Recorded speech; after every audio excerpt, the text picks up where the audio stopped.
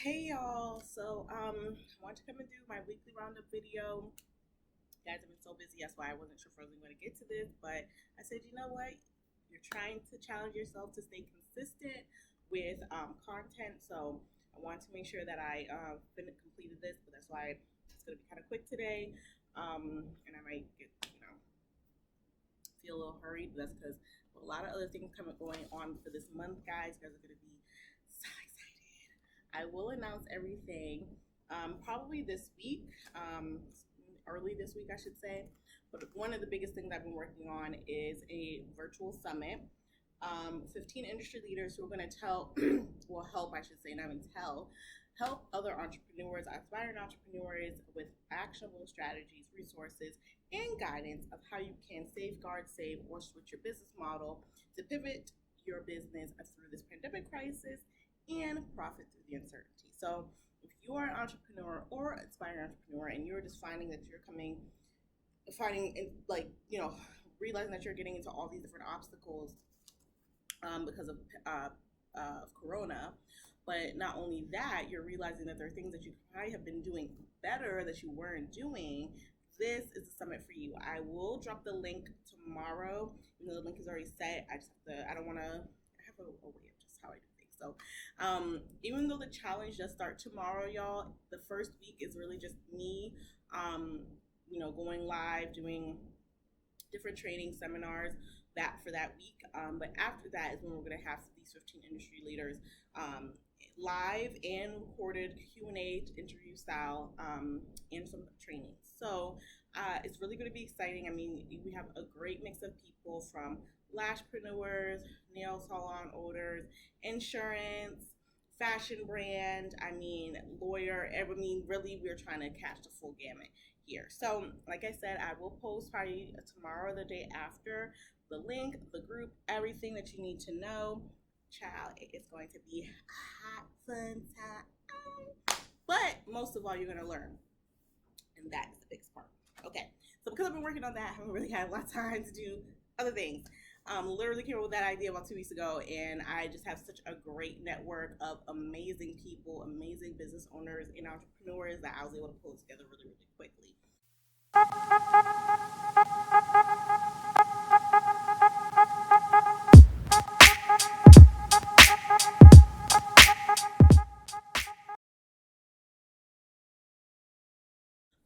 But today, what do we want to talk about? Well, this week, what happened? A whole lot happened. And I feel like I had a million topics, and then somehow today I was like, what the hell really happened? So it took me a little while to rack my brain. I'm probably missing things, but guys, whatever I'm missing, I'll figure it out. I'll make a blog article or another video about it, and I'll post it on YouTube, post it on my blog, and all of that. And I will give you guys all the information for the YouTube, for my blog, all of that good stuff this week because we will be giving you information, full gamut video on that. Okay, so let's get started. First thing I want to talk about, because this has probably been the most, I don't want to even say it's annoying or surprising because it's not any of that, but just unfortunate thing that's happened this week. So of course we know Joe Biden has, I don't know what number we're at this point, but he has had women who have accused him of sexual assault, and as a result, he hasn't really addressed it much, but there are files that he is unwilling to make public, just things that don't make him really look very good. So, you would think that as a result, Democrats would take more, would be more interested in understanding more about those allegations, and instead they've done what a lot of people do in general when it comes to sexual assault, right? They want more information.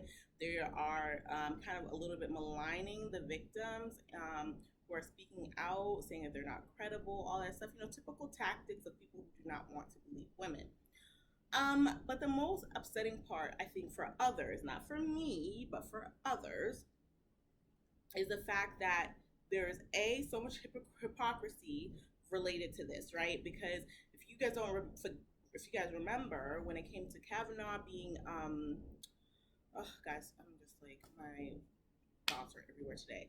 Kavanaugh being confirmed, I should say, when he went in front of the Congress and was going through all this questioning, people were so invested in the fact that he had done some rapey ass shit when he was in grad school or college, whatever, in those days, right? So, similarly, you would think that people would be just as invested as the person who's running for president. And I understand with Donald Trump, but you're saying Donald Trump did it is deplorable. It should be just as deplorable on the other side, correct? No, instead, it's like people are upset that's even being brought up. Stacey Abrams, black woman, I think a lot of people had a lot of hope for her, and they were also very much disappointing to see that she was also taking the stand of she's not sure if these victims are credible. Guys, basically the way I feel about this is confirming the reason why I do not automatically vote Democrat anymore, and why I switched my party alliance to independent so that I can vote how I, see fit. Last election I voted third party, and it looks like I will this election as well, because it is completely hypocritical for people to not put Joe Biden under the same lens and under the same investigation as they did with Trump, as they did with Kavanaugh. Just because you all believe that Trump is the worst thing out there and it has to be by any means necessary, it really dilutes credibility and loyalty when Democrats really operate in this completely hypocritical manner. And not to say they haven't on other things, but this is a pretty big thing. And what's going to end up happening is that there are a number of progressives like myself who will use this as a reason to not vote Dem. And there are a number of people who just really side with women when it comes to sexual assault cases, and they also will not vote for Joe Biden. And then again, you are losing people.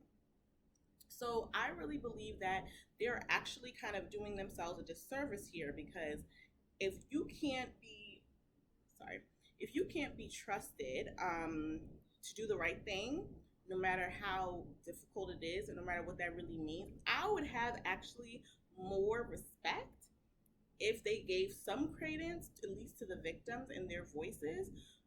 If Stacey Abrams shut the fuck up, if those type of things were going around, I feel like they would have more leverage and more to stand on. But right now it looks completely hypocritical, and if he gets elected president, can you ever really say something about Trump being president and being rapey?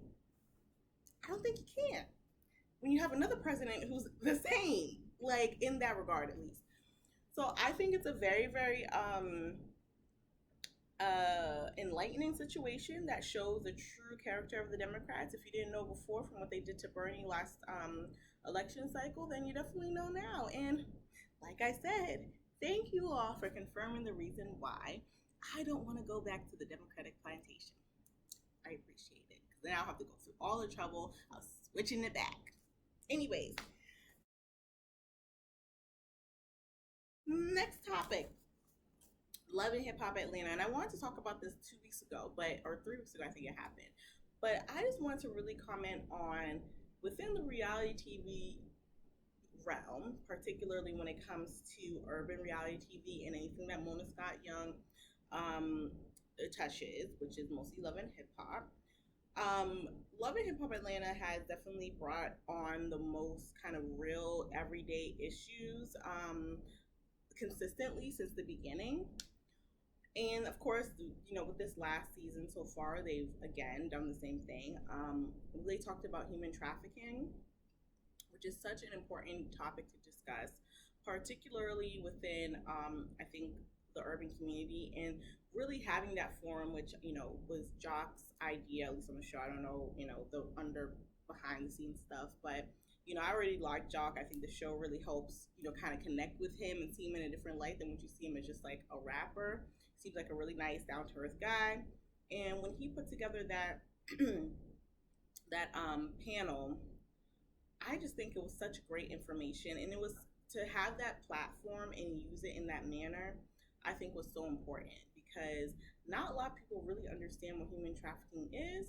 not a lot of people really focus on it. When you think of things like Satoya Brown and all these other women who are being, young women being taken to court over killing somebody who was like sexually abusing them as minors, human trafficking is such a big thing. Those are examples, guys. It does not have to be someone being taken out of the country and put in some kind of like, slavery situation. Like human trafficking, sometimes you don't even know someone that you see every day is experiencing it and is a victim of that. These people operate in very, very, very different, but also stealthy manners. And sometimes you don't even recognize it until you just know. It was nice to hear Alexis Sky tell her story. Also interesting because I've never heard her tell that. I don't know if she has, but I mean, I follow her on Instagram, but she's never said that. And I think she basically alluded to on the show that she's never discussed it. So to give a voice for people to talk about these things that have happened to them, I just think is so important. And using such a great platform like Love and Hip Hop Atlanta, I really commend the show, Jock, Alexis Sky, all of them for talking about it, and the other panelists that they had, because it was a really, really fruitful and productive conversation in my mind. In that same episode, they discussed kind of black men and police interactions as a result of Kirk's son, older son, being pulled over, and apparently he didn't have a gun, like they said, or whatever. These are issues that they bring up consistently on the show. And I just think, again, having that platform and discussing it is a big deal, right? So I just want to talk about that because I didn't get to discuss it when it happened. I meant to do a kind of a video on it, and I didn't talk about it then. But I really enjoyed that episode particularly because it really brought up some real issues, and amongst all the other drama that happens on the show, some of it that just seems completely irrelevant and useless, and it's like, y'all too old for this bullshit. It's nice to see those pockets when we're discussing real shit and we're using a platform for positivity and not just ratchetry. I love the ratchetry too. Anyways, guys, so that is the video for today because I just don't have enough time to be able to try to do more topics. And I can't remember what happened this week. I don't know, child. Anyways, this will be posted on YouTube in 2 parts probably. But thank you so much for watching, and I will drop all the links for everything you need to know this week. Bye.